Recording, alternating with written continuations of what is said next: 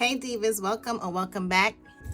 It's your girl Keisha here with another video, and today, Diva, we are setting up my first paycheck in the month of February. If you haven't seen my monthly budget setup, I'll be sure to link it down below so you can go and check that out to see how we actually got to this point of setting up my first paycheck in February. And also today we are going to announce the winner from my last video, and I'm also going to show you what I'll be giving away in today's video. So if you like sinking fund, savings, challenges, planning, organization, any and all things that have to do with your money, girl, then I would love for you to subscribe, but more importantly, don't move. So today, girl, we are working out of my budget planner. This is available via PDF on my Etsy shop. And I did give a discount code last week for the budget bundle, but you can use that for anything in my Etsy shop. I will link the code again. So the previous video, we set up my monthly budget. We did my monthly snapshot. I'm sorry. This page is pretty much highlighting all the main things I have going on in the month of February, anything outside of my normal bills. And then we set up my monthly snapshot and we did my monthly budget, girl. Now we're gonna actually put some plans to this thing. We're gonna work on the first paycheck in the month of February. So I'm just going to, and another thing, we're gonna use the tools that we have, which is my monthly bill tracker right here. So lets me know what do I have to pay on what day. And then also I have a separate debt tracker. Girl, I look like I'm unorganized, but I'm really not. I have my stuff together. I'm looking for my other Ollie clip. Okay, so we have like the three amigos. I have my bill payment tracker here, my paycheck breakdown here, and I have my debt tracker. I'm tracking my debt separately. I want to see how much I'm putting towards my debt specifically. Like I just want to have a one-stop shop to this, which is why I have this here separately, okay? So first things first, let's start setting up this page here. So I get paid once a month.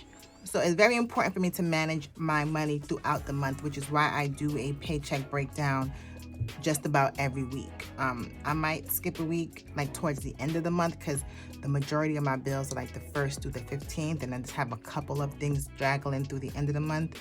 But I budget once a week. So this paycheck is gonna be from the 1st through the 5th. So now I'm just gonna write down all the income I'm projecting to receive from the 1st through the 5th. It's another reason why I love this snapshot, because I don't have to go like flinging through bank statements to see, well, how much did I get paid last time? I've already, on the monthly snapshot, I've already projected what I'm bringing in. So I'm just going to, go ahead and transfer it over. Okay. So for the first week in February, my projected income is $14,373. Now, if you remember my monthly setup, my projected income is $15,423, but I'm not using all of this money at one time. So for example, like Valentine's Day, my Valentine's Day sinking fund, I don't need it the 1st through the 5th. I'm gonna need that when I do the weekly budget with the 14th in it, right? My HOA dues isn't due until the 9th. I believe I said I was going to pay it. So that'll be next week's pay period. So some of the money that I said I'm going to receive, I haven't received it yet. Let's just act like I haven't received it yet because I don't need it for this paycheck. I will add it into my budget in future weeks, if that makes sense, okay? So now here goes my bills. These are my fixed big bills, like my mortgage, electricity, all of the things that are going to be due just from the 1st through the 5th, because remember we did my monthly budget, so I know what I have to pay overall over the month, but we're doing this just for this pay period from the 1st through the 5th. So I'm going to do that by referencing my bill, she's in the shop, my bill payment tracker and my debt payment tracker. So I'm going to go ahead, fill this in, and then I'll be back in a second.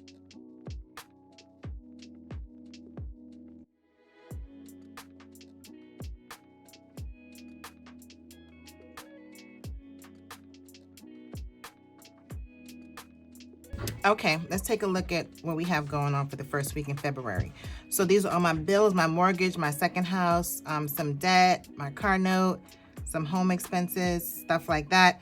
So my total I'm paying this week, just this 5 days, is $5,561. So what do I have left over? I'm going to take my total income for this period, $14,373, subtract the $5,561. That is with $8,812. So you can see I'm very top heavy in the beginning of the month, and I haven't even gotten to my variable expenses and all of those things. Let's continue to go down. So we're just going to carry this down. Okay, so this is my long-term savings, like my Roth, IRA, like any kind of additional savings that you want to contribute to. So I'm just going to do my Roth.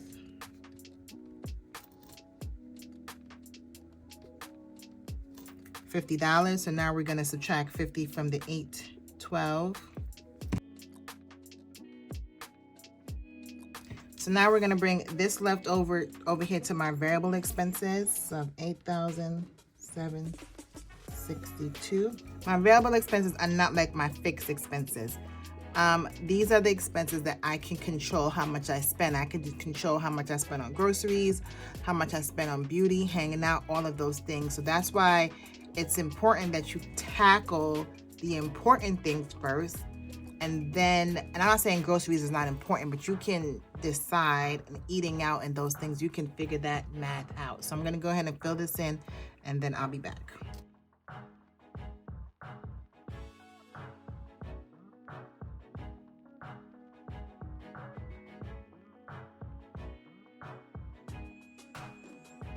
All right, this one is a little crazy, but let me walk you through it.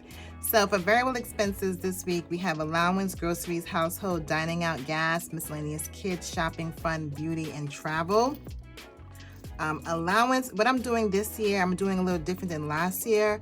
My husband and I, we get $30 a week. But for my husband, I'm just going to give him like all his money at the beginning of the month, because if I don't get to go to the bank or something like that, I don't want to like hold him down. You know what I mean? So I'd rather give him, and if he wants to buy something or do something and he only has $30, like, I mean, obviously he has access to other cash, but you know, we're trying to stay within these restrictions we agreed upon. I just want to give him all his money at one time. So I'm still going to get my 30. I'm going to give him his entire 30 for the month, which I think is $120. My kids, though, I don't trust them, so I'm going to still do them weekly, because I don't give them allowance if they don't do what they're supposed to do around the house or in school. So sometimes I have a drawer full of their cash because they haven't done everything they were supposed to do. So that'll still be weekly basis. Next is groceries, $625. What I started doing towards the latter part of 2023 is that I just been taking out my entire grocery budget at once and just managing it through the month, because sometimes if I'm going to the supermarket or to Costco or something like that and I see some deals that I can use throughout the month, I don't want to be restricted just to what my weekly budget is. So I manage that. This $600 is typically $600, but I just did $625 because my kids are home for an extra few days this month. So it ended up being easier for me, more manageable, and I actually saved money having all my money at once and just manage it on a weekly basis. Household, I don't have anything I need to buy for my house this week in particular, but we are going grocery shopping this week. So if I see like Windex or paper towel, whatever, stuff like that, so I want to give myself $50 for that. I'm dining out this week, $40. I typically do $40 every week, but again, going back to planning, the week my kids are home, I will increase that budget because, you know, fast food or something like that. Gas, $60, miscellaneous, $20. That's a little high. I typically don't do that much, but it's the beginning of the month and anything might come up. Kids, $200. I mentioned this in my monthly planning that my daughter had to buy her soccer uniform. They have the father-daughter dance coming up, so I'm gonna have to buy tickets for that. And then their lunch money. So I might not even spend the entire $200. I just kind of budgeted just in case anything else popped up. Shopping, I budgeted $300 for the entire month. And this is the same sort of theory as the groceries. I'm just going to put $300 in here initially and manage it through the month. So instead of me trying to do $50 one week, $50 another week, I'm just gonna just go ahead and budget the entire amount and manage it through the month. Beauty, oh, I missed something. Oh, fun, sorry, fun. Fun, we are going to a gala on the 3rd. So the tickets is $200, and then if we're gonna buy any drinks and stuff, my husband typically does not drink when he has to drive. So we shouldn't be spending an exorbitant amount of money that night, but I still want to budget in case. That's the whole point. Budget is giving yourself just a barrier, right? So I can freely go out and buy 2 drinks, 4 drinks, whatever, once I know I'm within that barrier. If I go out that night and I haven't set a limit, then it's like walking around with a blank check, right? So I feel better knowing that we have a budget in place and I could be mindful of that, even though I'm not buying the bar girl. You know what I'm saying? That's just the whole point of budgeting, is just to give yourself like a barrier. Beauty, kind of going hand in hand with me going out. So I want to get a pedicure. Girl, I'm wearing stockings and shoes, but I feel I need a pedicure. Don't you do that too? Like, no one's seeing my toes besides my husband, but I just feel like I'm going out. I need to get a pedicure. And my nails, you know, I rock with the Amazon press-on nails. I haven't put it on in a minute, but the nails will be applied this weekend. I'm not getting my nails done. And I just probably need to wax my eyebrows or something. And my husband needs a haircut. So I shouldn't spend that much, but again, just giving myself wiggle room. And travel, $1,500. Again, I mentioned that in my monthly budget, that I do want to start booking some of our family travel. The earlier you can plan for travel, girl, the better you're going to be. And I did luck up on a deal for us for our fall break. So not spring, not summer, our fall, because again, fall is the furthest out. So those are the best deals right now. At least that's the best deal I've seen so far right now. So I want to go ahead and book that this week. So at least fall break could be locked and loaded and we have a plan. So nonetheless, all of this comes up to $3,450. And when I take away $3,450 from our carryover of $8,700, that leaves me with $5,312. So now we're going to come down and bring it to our sinking funds and savings challenges. My sinking funds and savings challenge, I typically like to tackle this with the beginning of the month paycheck because again, I get paid once typically. Besides like my side hustle, my business and stuff, this is my bread and butter. So I like to budget for those and get those out the way. So let me go ahead and write these down.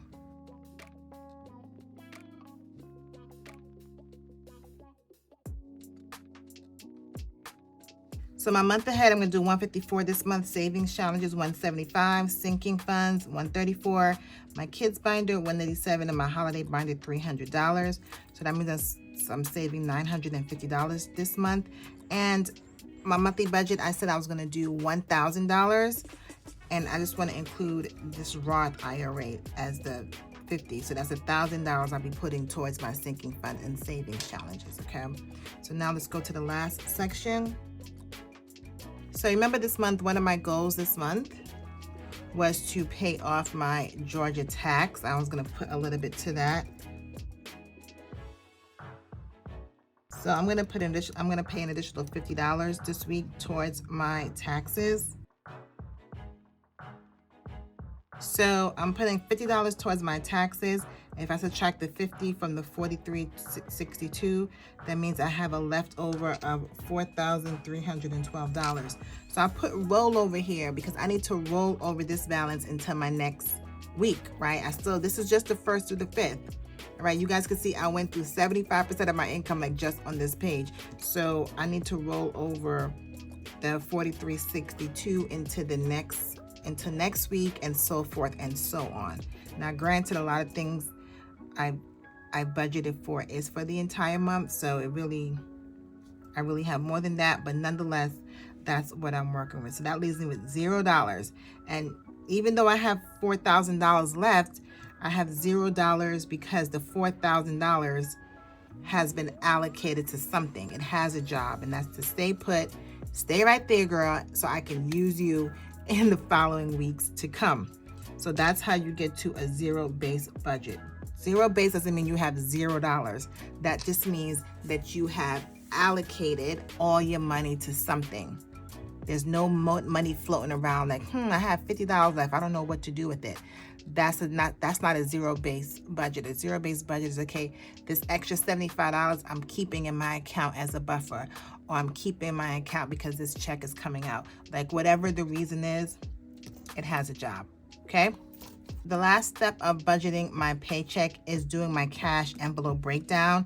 So for my variable expenses in particular, and my sinking funds and savings challenges, I like to get cash, okay? Because cash for me is easier. Like when I go to the grocery store, I know whatever cash I have, that's all I have. Can't swipe the card, I can't do anything like that. So sometimes I will pay for stuff on my card and I'll pay myself back.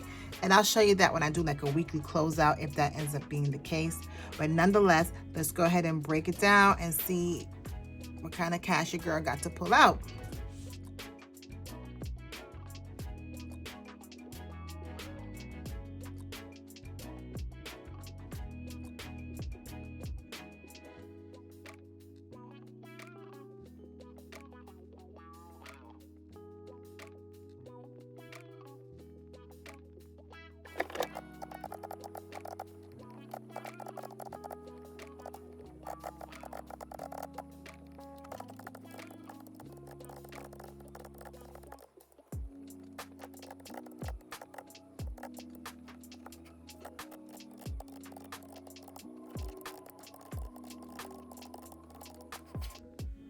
Okay, so we have everything in. I have my categories. I'm pulling cash out and the denominations. This week I'll be pulling out $2,100. That's for my variable expenses and my sinking funds. Again, I'm not pulling out all of my variable expenses. For example, like travel. It is a variable expense, but I don't need cash for that because whatever, plans I make, I'm going to be paying on my card. Even for my kids, anything I do is going to be electronic, so I'm not going to pull cash out for those particular categories. So nonetheless, we are good to go. Paycheck 1 for February is set up. The cash stuffing will be done separately. So if you haven't done so already, be sure to subscribe and make sure you don't miss that. And if you stay to the end, girl, well then don't move. Let's get into what today's giveaway is going to be. Okay, so today's giveaway is the 100 Envelope Savings Challenge. I absolutely love this challenge. I love the way I set this binder up because I put the tracker page, I actually put on the bottom, I'm saving for, so you know what you're saving for. Saving challenges are fun. They're a great way for you to save money. They're visual reminders to show you that you're working towards something, but I like to take my savings challenge to a next step. I like to identify the purpose of my savings challenges. I believe that if you have a savings challenge and you don't really know what you're going to do with the money, maybe you won't be consistent. Maybe you'll dip into the challenge before it's completed. I mean, it's a plethora of things. So I try my best whenever possible to put a goal for my savings challenges, pretty much just like my sinking funds as well. So what do you have to do this week? Just go ahead in today's video, just write down in the comments what you enjoyed about today's video, and I will be picking from the comments down below. We're doing 14 giveaways this month, so if you haven't done so already, be sure to subscribe to your girl. So I want to congratulate today's winners, and I said winners because I had 2 divas who went through all the things I asked for in the last video as far as following me on my social media platforms and writing what they enjoyed best about the previous video. So I don't want to butcher anybody's names. I'm going to put their names right here. And because you divas both gave me like some good input and what you enjoyed about my last video, I'm very, very grateful. You both will be getting the budget bundle. So I will be reaching out to you via Instagram so we can kind of talk. I can get your information, send you the information and all the things. So thank you so much. So since I'm giving away 2 bundles, now I have 12 more giveaways. 12 more giveaways is still a ton of giveaways because I said I was going to do 14 this month. And thank you for staying to the end. I hope you enjoyed today's video. If you did, go ahead and give it a thumbs up as well. And like always, I'll see you in the next one. Later.